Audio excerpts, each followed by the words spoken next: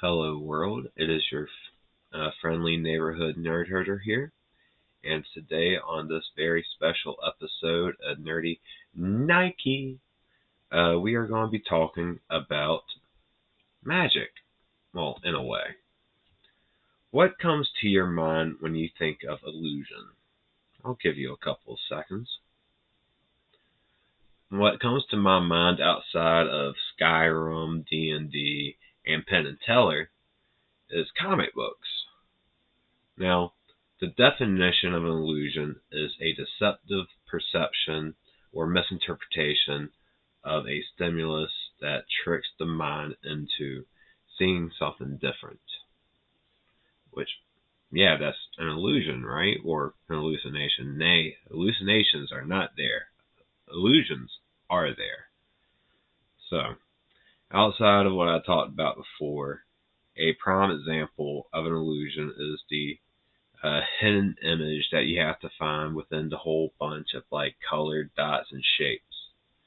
A good example of that is Mallrats, when the guy who plays Randy in My Name is Earl is trying to find that image of a boat. Or could it be a boat? But that process is called halftoning and screening, which was a bunch of small dots placed on a paper with spacing around it or not, and depending on how saturated the color used and its spacing and blah blah blah, you would get a different shade. Like, for example, if you used magenta, if you used less saturation, it would look pink. Or if you used cyan and you had a more saturated image, it would look darker. Now, I previously talked about how this printing process was used by 4-Color Comics with the cyan, yellow, magenta, and black process, and how that printing process helped give us comics today. And you can still see it in modern digital printing because they still use digital ink and stuff and blah blah blah, but it is not as common as it was back then because of the digital printing. But outside of the coloring from 4-Color Comics, comic books also use a technique of illusion called forced perspective. And forced perspective is a use of scaling and placement of objects to create an illusion. A prime example outside of comic books for nerds is Lord of the Rings, with how they were able to make the hobbits look so much shorter than they actually are in person because of how they placed them, and was able to have a bigger area for them to move the actors around. But with comics, you can see that with an example of Superman jumping off the ground, flying up into the sky as he's going over the tops of the buildings, with the smaller street behind him, with the small people on the ground, and the picture of Superman being bigger to draw your attention that he's coming closer to you. The fact of forced perspective gives it more of a dynamic, more movement, and it also gives them a more 3D effect. And I really don't want to talk about 3D on a 2D thing.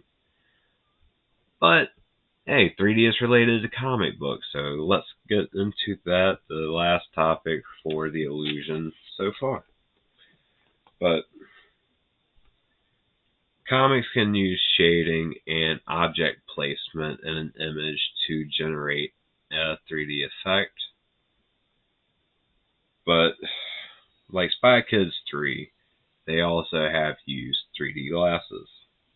Now, I'm going to go full reading because I don't know much about it and I did a little bit of research. But they have used stereoscopy or stereo imaging to enhance the illusion of depth. And the use of stereoscoping has been around since the early 1800s, so for over 200 years now. And it wasn't until 1953 when St. John's Publishing did the first 3D comic with Mighty Mouse, and Joe Kubert was a part of that team.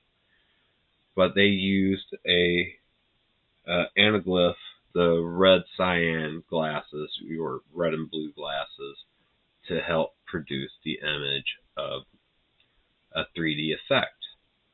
Now, in modern times, they have gone up to the chromatech or depth use of their 3D glasses, so you got the more clear, translucent ones. But I have an issue when considering 3D comics, actual 3D, because stereo imaging is not 3D. Like I've talked about Red Star, the comic book that used 3D technologies to help predict or produce a 3D image in a comic. Like, that's more 3D than the use of two images to trick the mind into thinking there's more than what there is. However, it is still cool that they did it, and you gotta love it. But anyways, that's how comic books are illusions. Thank you for watching, and hopefully you learned something. If not, stick around. Hopefully the next one will give you something else. But anyways, keep nerding out and have a good one.